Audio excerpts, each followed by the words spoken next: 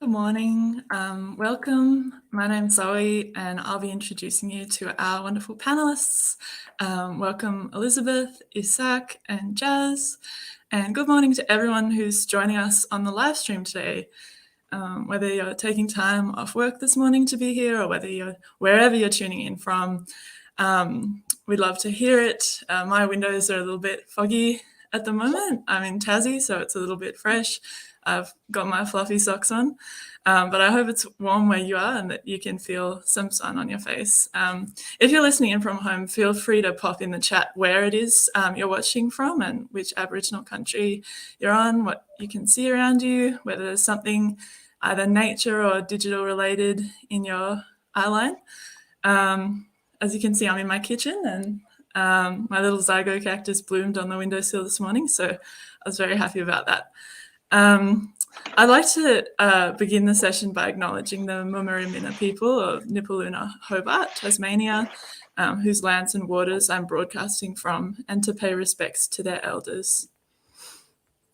Today's session is called Digital Ecologies, and we're going to be discussing, I guess, the points of departure between the natural and digital world, whether there is really a binary between these things and where they interlink. So I have the privilege today of introducing to you the poet Jazz Money. Is a Wiradjuri poet and artist based on Gadigal land in Sydney. Her practice is centred around poetics while producing works that encompass installation, digital, performance, film and print. Jazz's writing and art has been widely presented, performed and published nationally and internationally, and their first poetry collection, the best-selling How to Make a Basket, won the David Yunapon Award. Isaac Sonlai is a writer and community development practitioner from East Nusa Tenggara Province, Indonesia. He did his master's in development studies from the University of Melbourne in 2019. As a writer, his works are mostly poetries, essays, and short stories. He participated in Masyarakat Indonesia SIPTA residency in 2011, Bumi Pemuda Rahayu residency in 2013, Ubud Writers and Readers Festival 2014, Lewuto Pasi Art Expedition 2014, and Salihara International Festival in 2015. Elizabeth Burke, she, her, is a young writer living on unceded Darawal land. Her writing tangles nature, technology, and queerness. She was highly commended for Express Media's 2022 Catalyse Nonfiction Prize. Her work has been featured in Ireland and Fremantle Press's forthcoming anthology, An Unexpected Party. She won third place in the 2022 Honey Swat fiction writing. I think I said that right. Honey Swat? Honey Soy? I don't know. Fiction writing competition, and is an alumnus of Express Media's Toolkits Light fiction program. You can find her on Instagram at Elizabeth Burke Writer. I'm really excited to meet you all tonight. I think I've read all of your work in some form, and Isaac, we've been on in an event at the Emerging Writers Festival before. And of course, I'd also like to thank the organisers of this event and everyone at the Emerging Writers Festival for the amazing work you do in bringing writers together. And so I've kind of thought we could start off with a fairly hot button issue in technology right now and talk a bit about generative AI, which has been described by some people as a gold rush. And I think it's really interesting, like this image of extracting or extractivity of information, or the kind of mining of people's data. And I was wondering if any of you have played with AI or predictive text before in your art, whether like through the concept or the form, and how do you see it impacting on your artistic practice, if at all?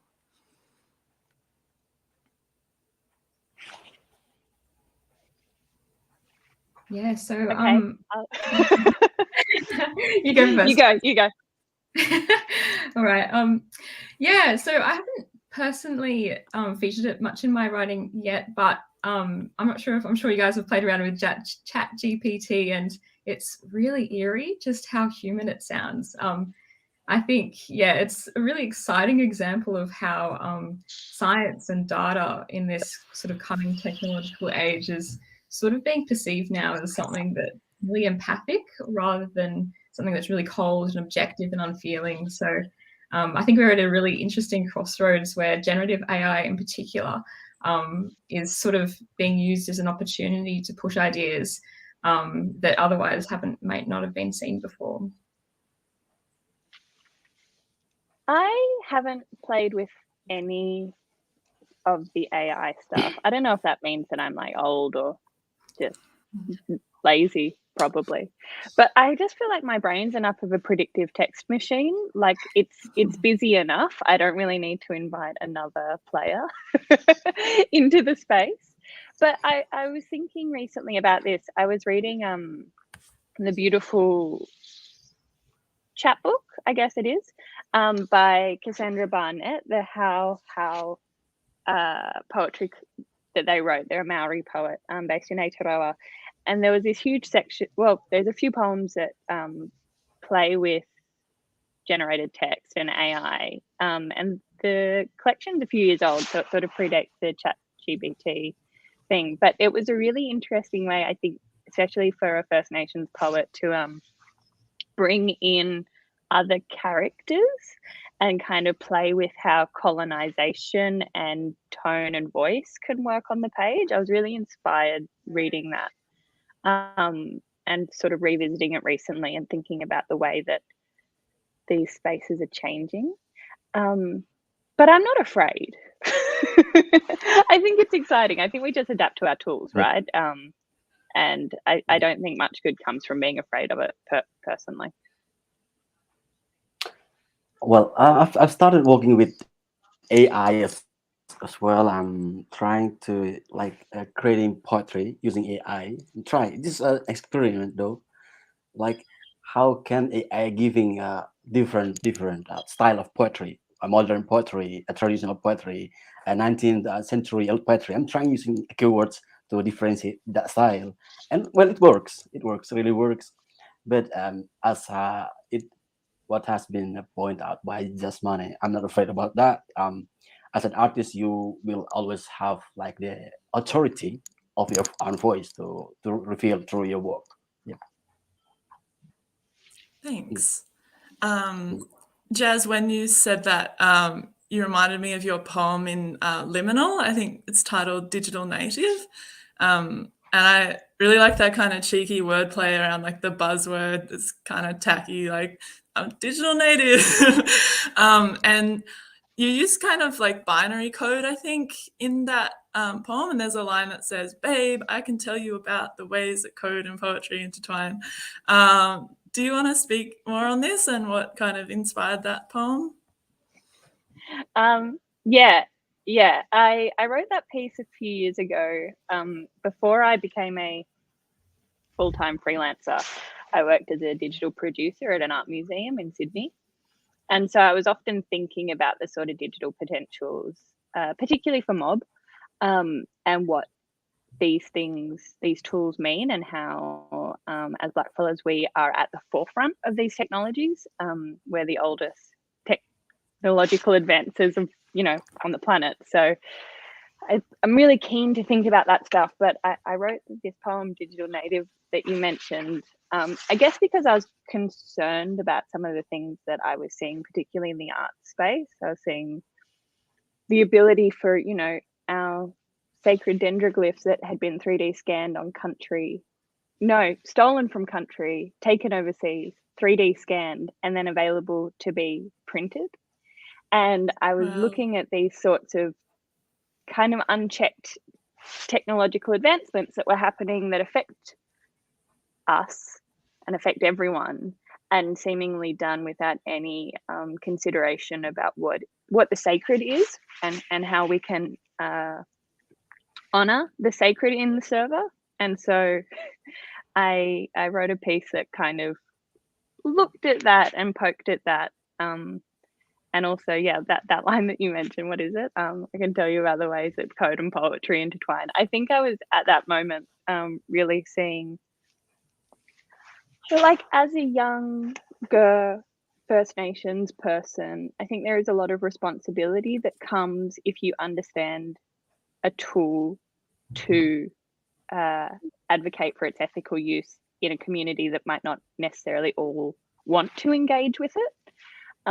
That's something that I think about a lot with my elders, who teach me so much and guide me so much, and might not necessarily want to engage in a lot of the digital platforms. And whether or not community members engage does not necessarily mean that they are exempt from the implications of the technologies and the tools.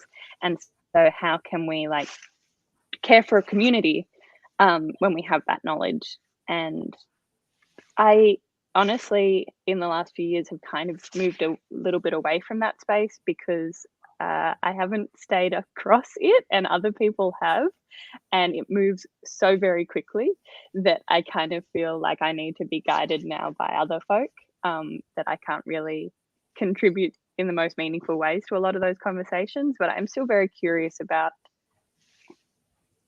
where things are going, and ethically concerned about how we do it in ways that are generative and beneficial and safe.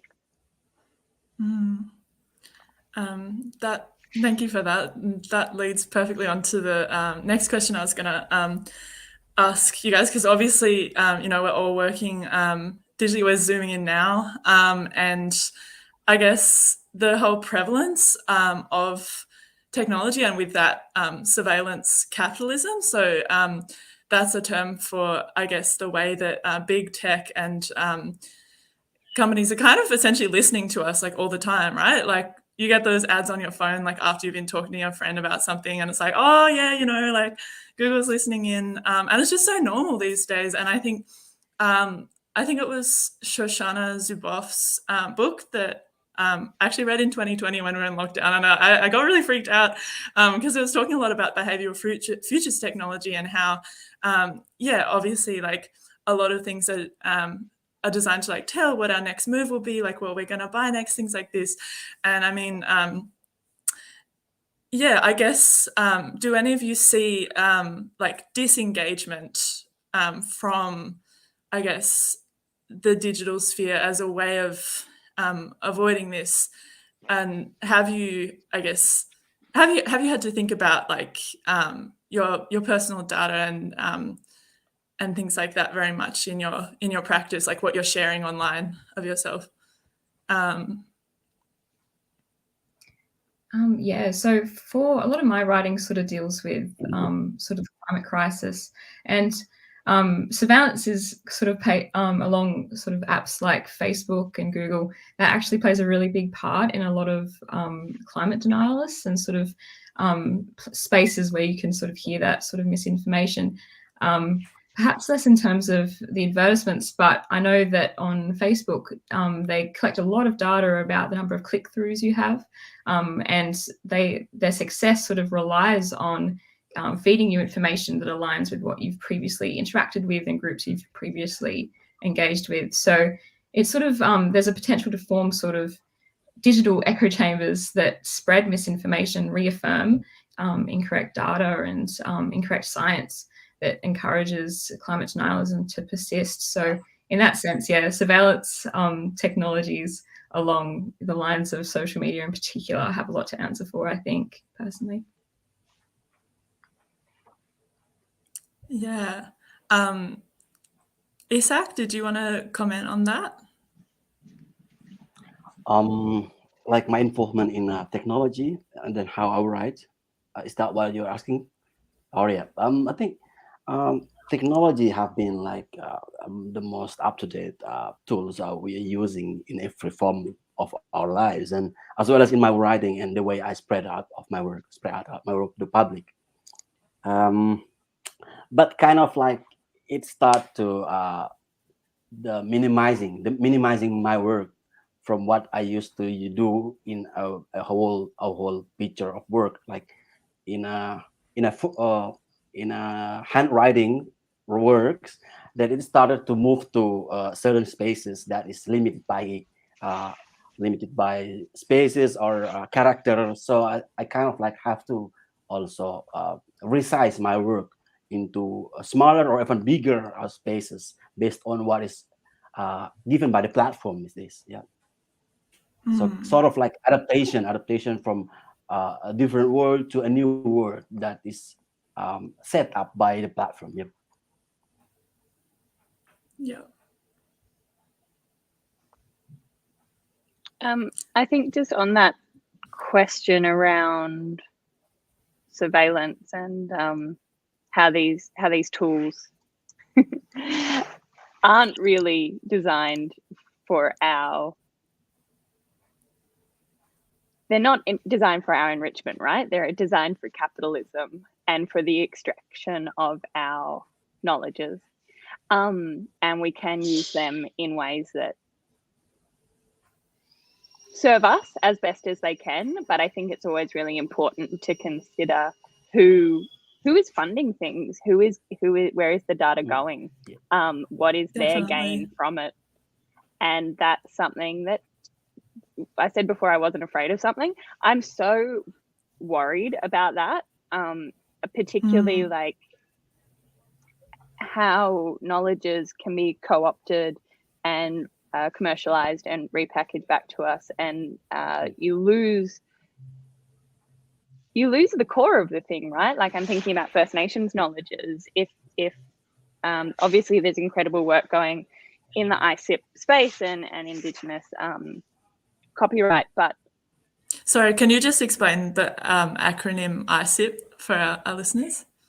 Yes, of course. So ICIP is Indigenous Cultural and Intellectual Property Rights, which Thanks. I'm not an expert in, but broadly refers to the fact that the way that I understand it, and apologies to any lawyers who are watching and like horrified, but the way that I broadly understand it is this recognition that, and Terry Jenke, the lawyer, Terry Jenke and her company have really led this space over the last few decades.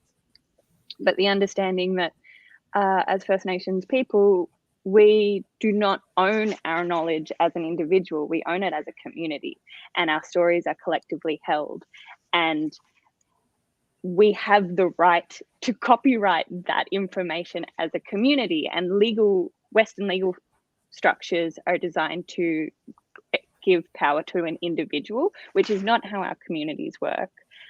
But if we don't have the ability to protect our information and our sacred knowledges and our traditions, then it can be co-opted by corporations. And we see this daily as Blackfellas. So how do we protect our community without falling into the trap of Western legal systems that don't recognize cultural authority? And I think that is a place where digitally it is really, really, really hard to control these things. It is really easy for people to impersonate, to co-opt, to technologies that don't belong to them. And as these things become more and more separated from the source, it becomes very hard to trace and do things safely. I think that's something that thieves of information don't understand, is that the stories that we trade in and deal with and tell are all very, very delicate things, and if you mishandle them, you put people at risk. And I think that's something that digitally becomes very it disintegrates a bit in a way. So finding ways of kind of establishing, I'm not a blockchain head, but the ideas of like having blockchain follow through seem very important to me. Yeah. Thank you so much for the Oh yeah, I was just going to note, yeah, I feel like there's a real need to develop laws and ways of protection.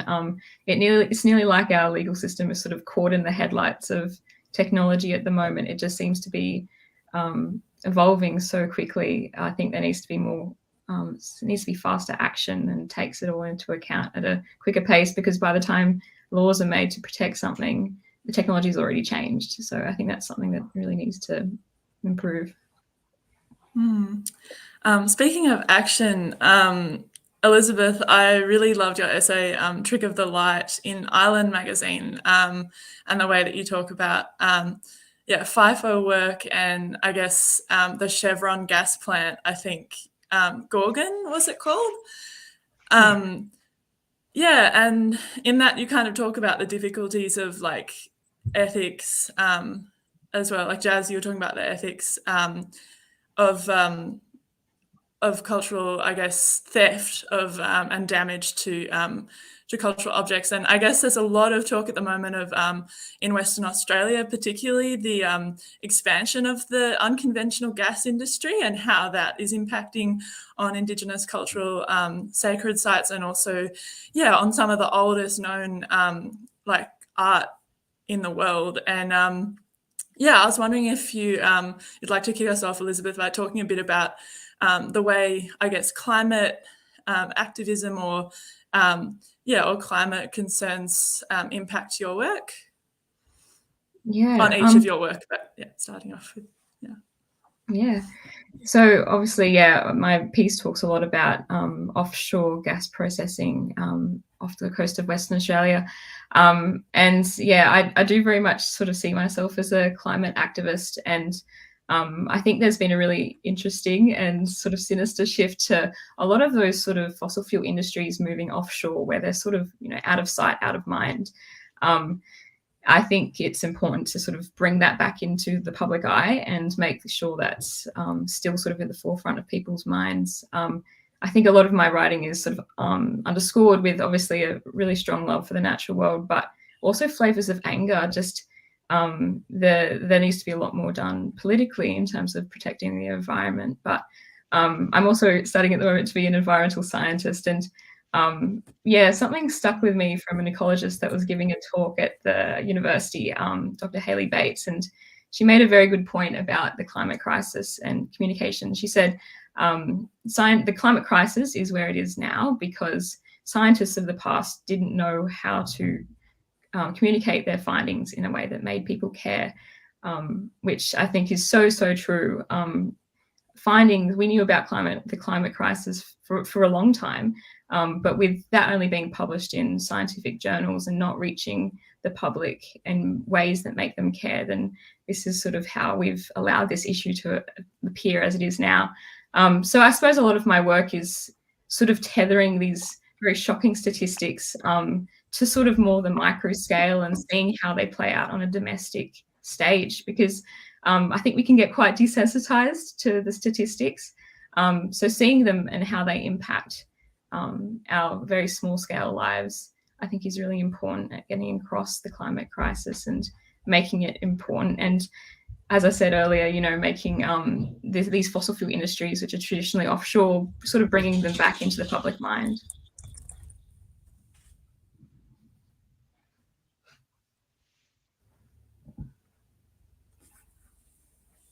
Thanks, Elizabeth.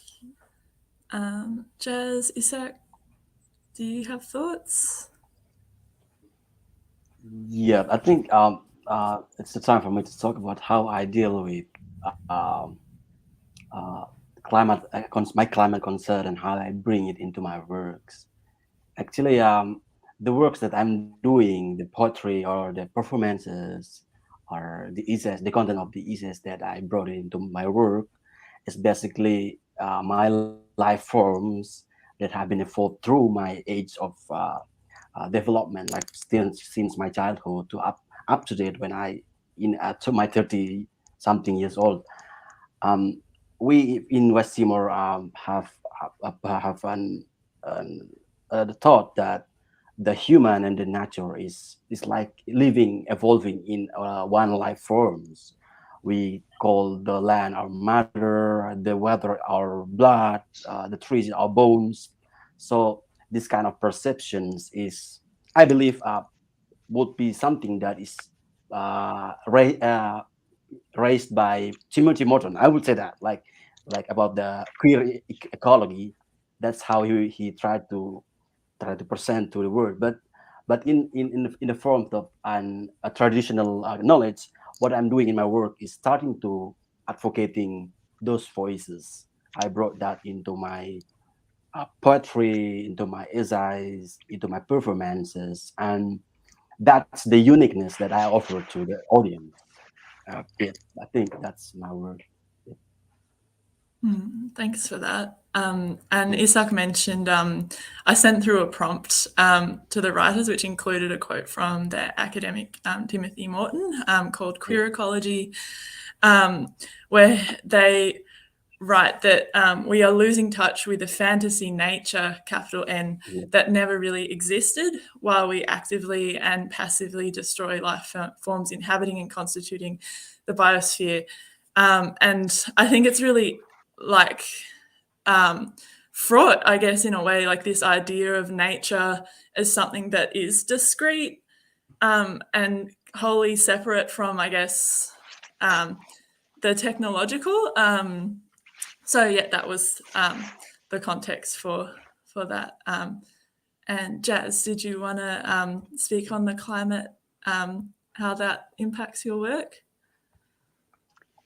Yeah, that quote that you just gave from the Timothy Morton quote, it reminded me. I was having a conversation last week with someone who is a climate activist, I guess, is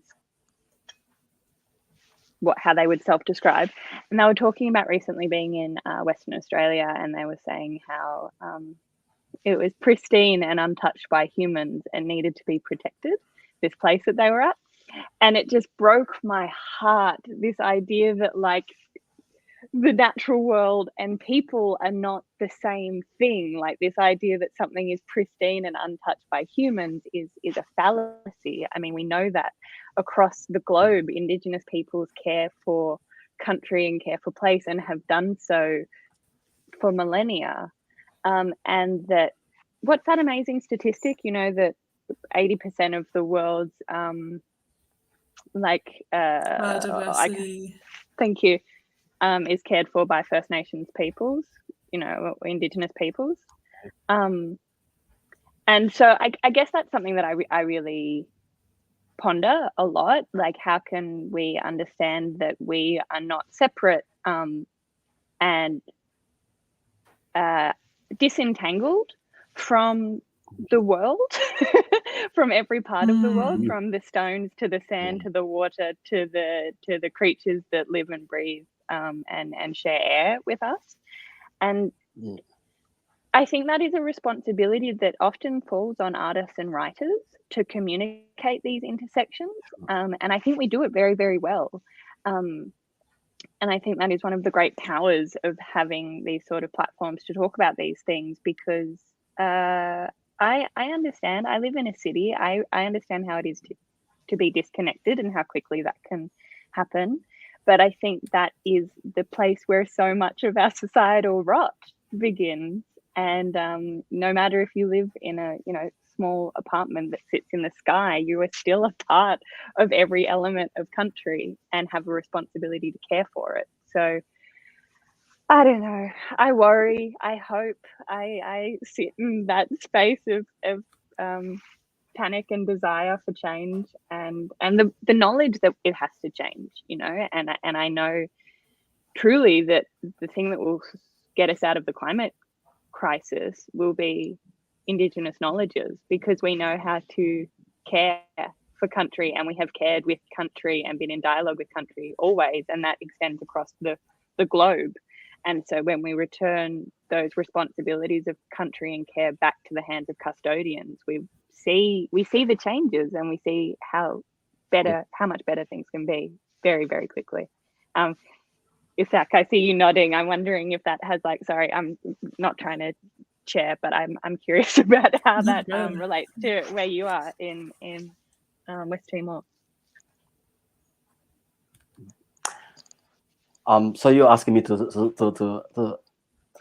explain a bit more about that? Yeah, if that's okay. I'm just very curious. Well, I think I will take a unique picture to start off talking about that. Starting from our role as an artist, and how me as a traditional based artist, I mean, where I live from, I kind of look at myself like one who can as a bridge. We performing myself as a bridge to that can act to I don't know how to integrate back what is already be parted by either by the capitalism or whatever. I don't, but capitalism or religion or whatever, I don't know. But we saw that there is an interconnections in nature, in certain of our part of life, and how we work as an artist to try to reconnect that, to unite that, and that's our roles. We reconnect the traditional knowledge with the modern knowledge, try to reconnect the youth and the old people generations, reconnect whatever the past imagination with the current imagination. So that's our role as an artist, and I really um, aware of that in my works and in in my academic life as well. I think, yeah. Thank you just for asking you. Cool. And Isaac, we've been part of, I think, an Emerging Writers Festival event before called Vanishing Ecologies. And now we're in sort of this digital ecologies space. And I kind of wanted to ask you about your studies in philosophy, and you said also had a master's in development studies. Yeah, would you like to tell us a bit about your philosophy and where it comes? Does it have anything to do with nature and development, and how do you tie your studies to your artistic practice? Well, I have gone through a very disastrous life. I mean, not disastrous though, but it's an unexpected life. Like, my philosophy is a philosophy that is paired with theology, and that's a requirement for being a priest. You know, I'm starting my young age in a seminary in a priest candidacy, so I do my philosophy and theology. So I'm thinking like the nature is like from the perspective of theology and philosophy that is given by Immanuel Kant. The Thomism and Immanuel Kant, those kind of things. Like, nature is certain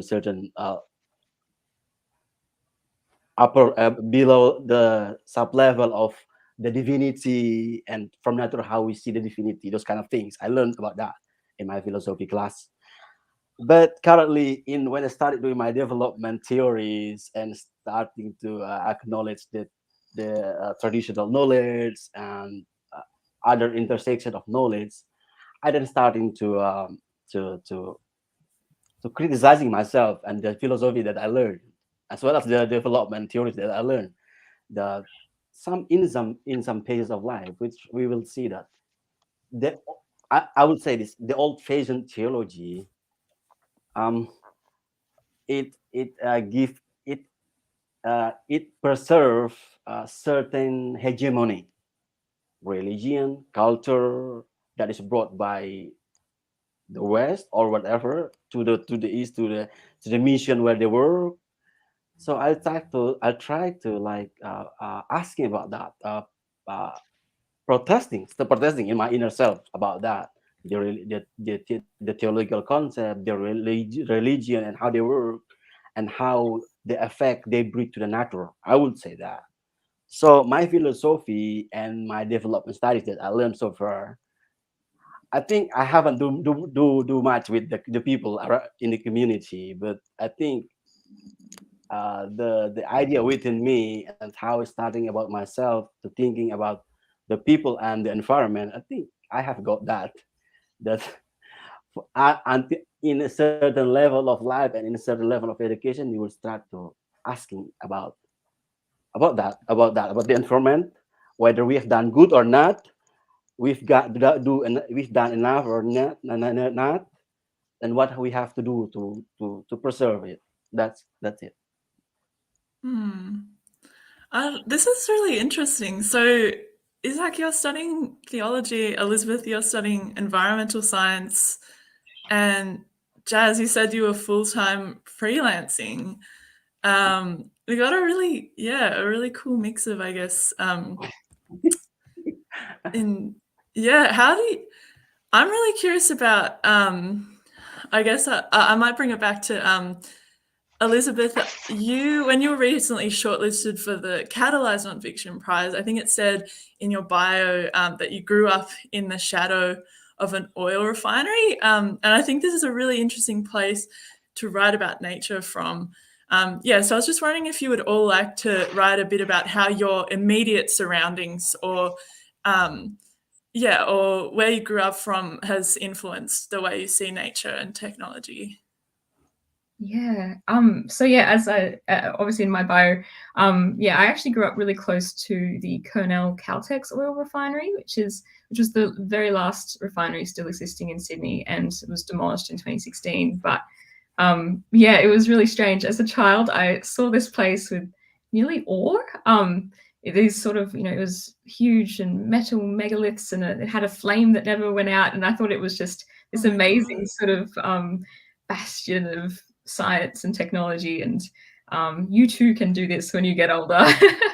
But I think around the time it was demolished, that's sort of when it also really struck me the impact that these places were having on the environment. And interestingly, around the same time as well, just across the bay, Bait Bay, just across the bay from the refinery, some of the beaches there experienced some really severe erosion. And now there's a seawall at Allura, which I talk about in my piece in Ireland. And it was a really sort of pivotal time for me where I could sort of see the cause and effect of climate change and technology all within the same sort of area.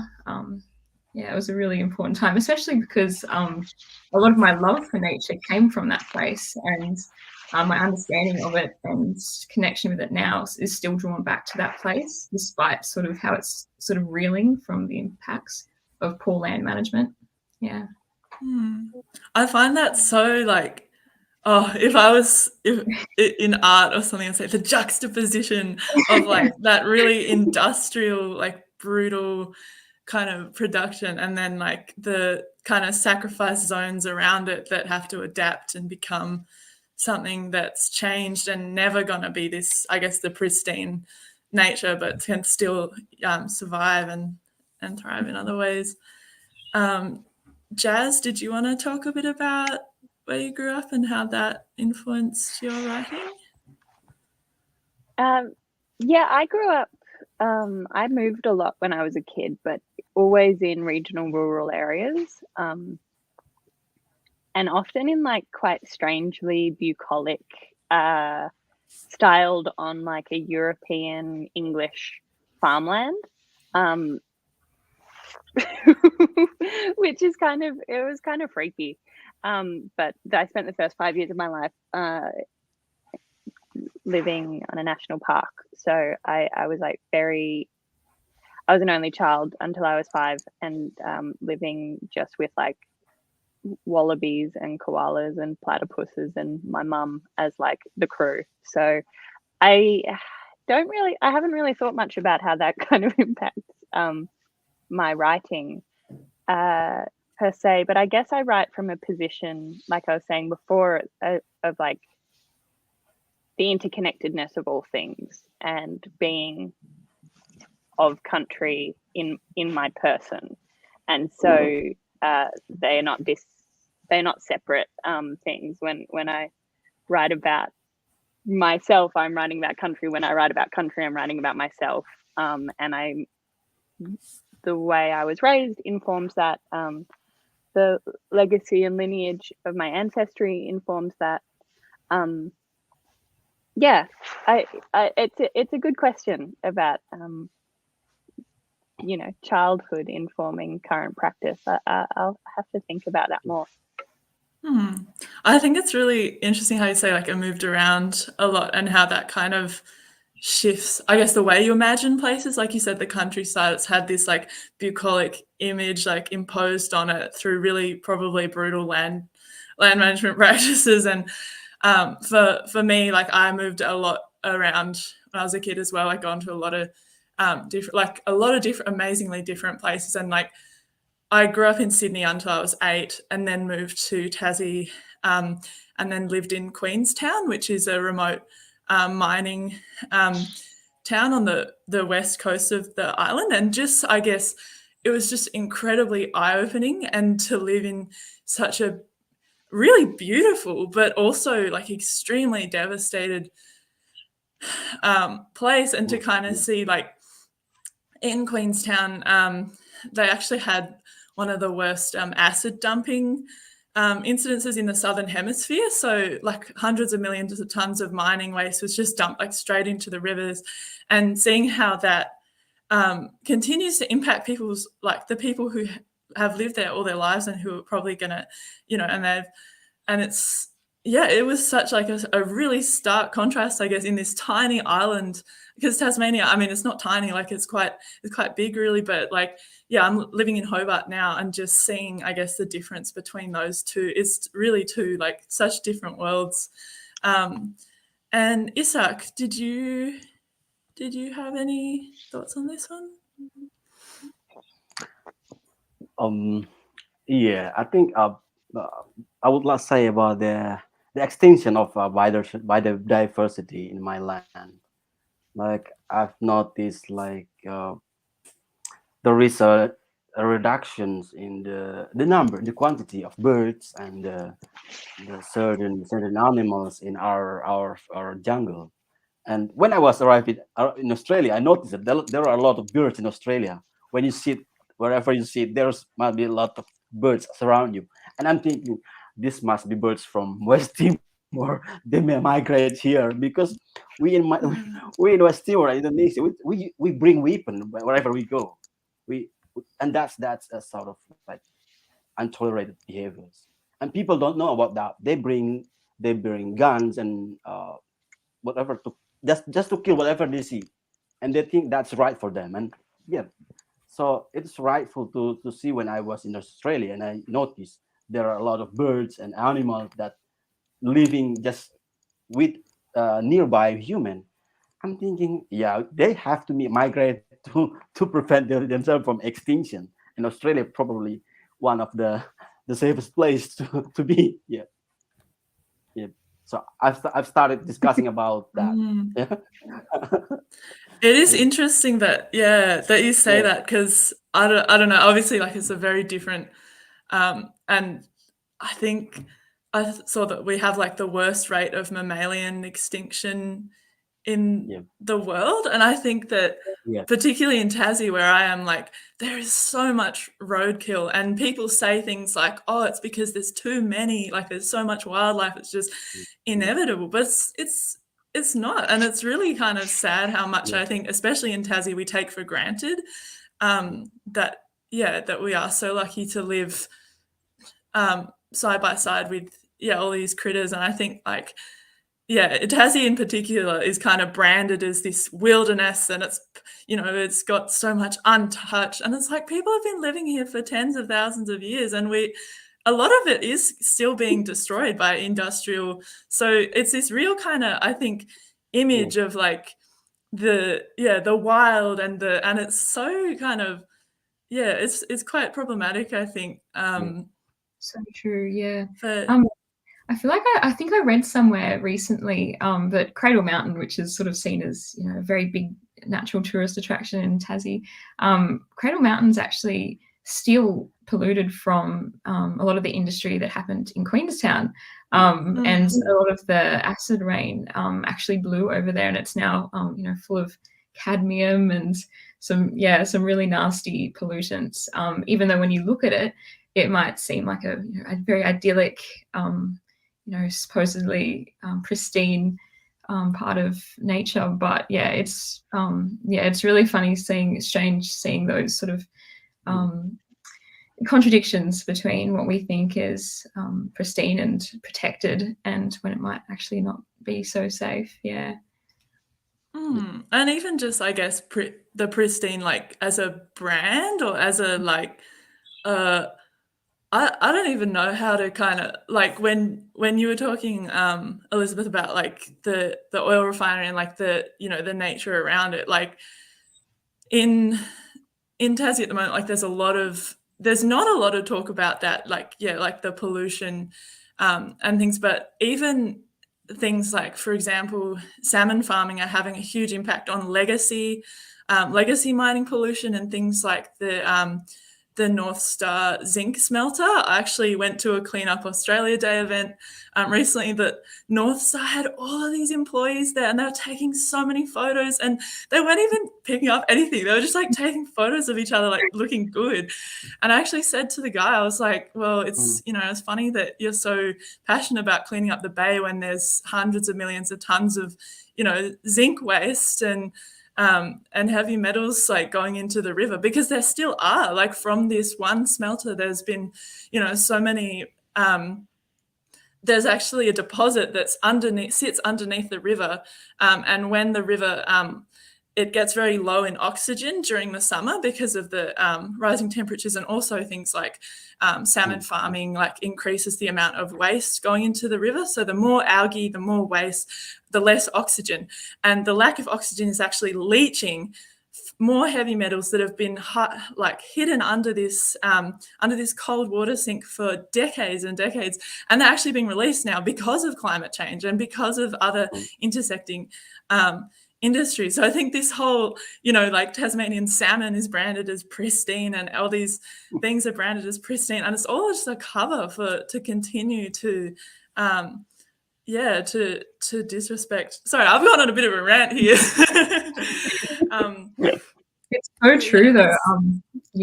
Industry is great at saying, oh yeah, we've remediated a land that we've taken so much from, but you know, they'll put in, you know, tiny little trees, and and they don't come back to look after them and sort of nourish them as they grow. And sure enough, the area is even an area that's been remediated is back to being sort of really barren within a few months even, and they don't consult at all with traditional owners of the land who know the land best.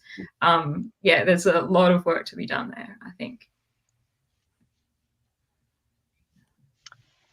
Yeah, I'm also thinking, Isak, when you were talking about people taking out guns to kill birds, how we don't necessarily have that so much here, though there is shooting. But thinking about the bushfires, the Black Summer bushfires that we had a few years ago, and how 1 billion creatures were lost across the east coast of Australia.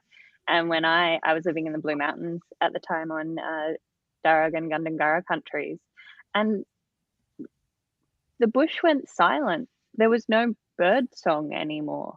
And I think these silences speak so much to what we've lost. And you were talking about that with with birds where you are.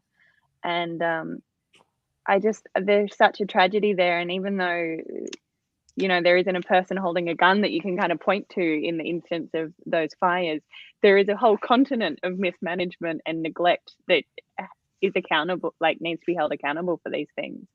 And it is really devastating. Oh, sorry, that's my dog. Oh, hello. So I guess we've got 10 minutes left. I think we were going to take some questions from the video stream, but before we do, I've just got 2 questions that I'd love to hear from all of you, which are, what are your favorite pieces of writing or writers right now exploring the natural exploring nature or the digital world, and what projects are you working on at the moment that you want people to know about? So I've really influential to me, I'm sure you guys have heard of him, is James Bradley, and a lot of his work. I remember in high school reading Clade, and it was around the same time actually that the Caltex refinery closed, and it was really influential to me in how I see my own writing practice. And James Bradley actually mentored me in my recent publication, Island, so I'm really grateful for that. And I think as well, I'm not sure if you guys have read J.R. Bergman's Children of Tomorrow. It got released a couple of months ago, and it's a really amazing read. And those are both some amazing writers. Yeah, I think as well, in terms of climate fiction and cli-fi, as people call it, it's really interesting to see how it's shifting from sort of seen as a speculative fiction genre and more towards contemporary literature. Now, as those the sort of climate crises that they deal with are now sort of something that we're dealing with currently, as opposed to something far down the line. So it's really interesting seeing that sort of shift. In terms of what I'm working on at the moment, as I mentioned, shameless plug, I'm Fremantle Press's queer anthology, An Unexpected Party is coming out later this year, which is really exciting. I've got a little piece in that. And yeah, I'm actually working on a YA sort of spec fic at the moment, a queer spec fic about two AIs who are tasked with ecologically monitoring a seawall as it crumbles, and sort of how they relate, repair their relationship with the ocean, I suppose. Cool, lots of sci-fi. I like that. Has anyone read N.K. Jemison's The Fifth Season? I really got into that last year. It's like fantasy sci-fi, and it talks about like this whole new season, or not. Well, I know, yeah, it's definitely recommend. Anyway, Jez. Yeah, I'm reading a couple of books at the moment because I'm very bad at reading one book, but they're all kind of speak to the question.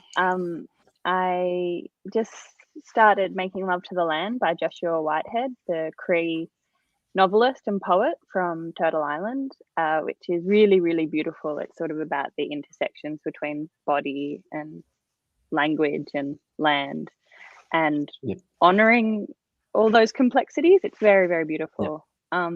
And also Ellen Van Neven, the wonderful Mananjali poet and writer, their new book Personal Score. If you haven't read that, it's so smart, and like, I don't know, it's about sport, but it's also about all these wild intersections of sport. And a lot of that is like, I think the opening provocation of the book is, what is it to play sport on stolen land? And I think like the embedded ecologies and eroticisms and all these like really amazing things that make up life are all kind of untangled or intertwined in this book. So that's really wonderful. And also last week I was so lucky, I saw Craig Santos Perez performing in Sydney, the Chamorro poet from Guam who lives in Hawaii now, whose work around climate and kind of an activist ecological poetry is so beautiful and so moving. So that was a real gift to be able to see them perform. So all people that I'm like loving at the moment and always. And in terms of work things, the one project that I've got like 90 million things that I'm kind of always doing simultaneously, but one that I'm really excited for at the moment is a feature film that I've been making with the National Film and Sound Archive for the last 2 years, that's going to be coming out later this year. That's all about, well, it's commissioned by the National Film and Sound Archive, and it's about the complexities of what an archive is and the depictions that are held in that space, but also how you can restore honor to country and to kin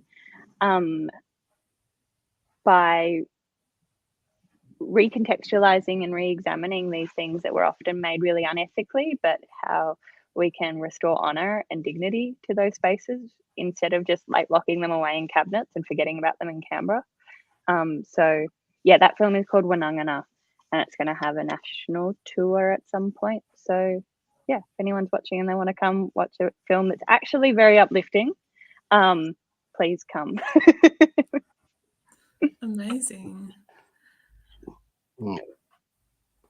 When you were talking about Ellen Van Neven's book, sorry, you go.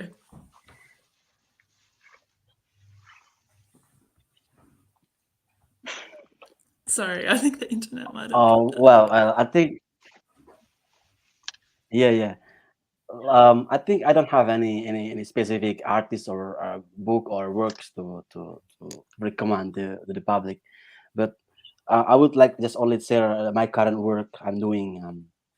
I'm not I'm not really actively write poetry or short story currently, as I'm working a lot with the community, local community, in development sectors, and yeah, I think there are certain part of my artistic life that I brought into a development works.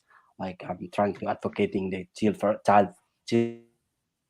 for example, to raising out their concern about health issues and how to cook, those kind of things. But I do inserting certain elements of artistic elements, like how drawing or making storytelling, how they make storytelling. The storytelling is maybe about how they cook their foods from the ingredients and whatever they found in their nature. So that's kind of things I'm doing. Yeah. Amazing. I was just going to say before, Jazz, when you mentioned, yeah, the sport and the land that sport is played on, and just reminded me of there's like a sports oval in Queenstown, which is gravel because the grass like doesn't grow on it anymore. And I just always kind of think back to that, like in winter, how, yeah, it would be like covered in ice, and yeah, that kind of really dystopian image of the frozen gravel sports yard. On that note, if we were in an in-person session, there would be probably an audience applauding. So I would just like to thank all our panelists. Sorry, before we have a question, wondering if you could recommend any digital tools or digital forms that you use yourself in your practice for writers wanting to experiment with creating digital literature.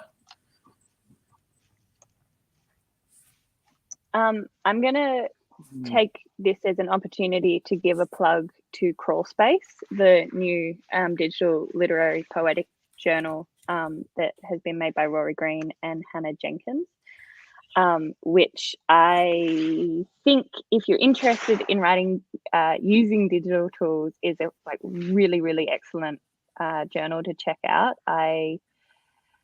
Those two both play with code and with form and with like the ecology of the internet in really amazing ways, and invite other writers in to do so. And I have learned a great deal by being in the orbit of Crawlspace and that community. So that is my plug. Cool. Yeah, I think Crawlspace have released something with the Emerging Writers Festival as well, which looks really awesome. So definitely get around that. I think we have one more question. Book Nook Novella. I'm reading a book on writing that classifies conflict in very binary terms: person versus self, person versus environment, person versus technology. How can we move toward a more holistic view of conflict? I think what Jazz was saying a little bit earlier was really interesting. Sort of seeing ourselves as part of nature and inextricably associated with it, I think is really helpful in sort of seeing us sort of breaking down those binaries between person and environment. I think sort of coming from a space of love for nature and love for the environment and natural land, I think is really important and really quite unifying in that sense. Did you guys have any other thoughts on that one? No, I completely agree. I think this question is more related to. Yep, this question more related to the work of Timothy Morton as well. How he criticizing the binary between self and the nature, between the dual heterosexuality, giving no space to other level of creators in that to binary. So how can we move toward a more holistic view of conflict? I think it comes back to us how to to free ourselves from that confine of binary. Yeah, I think Cool. Yeah. Thank you so much for those questions. And thank you to our panelists and to the Emerging Writers Festival. Take good care and enjoy the festival. Thank you so much for touring. Thank you so much. Yep. Thanks.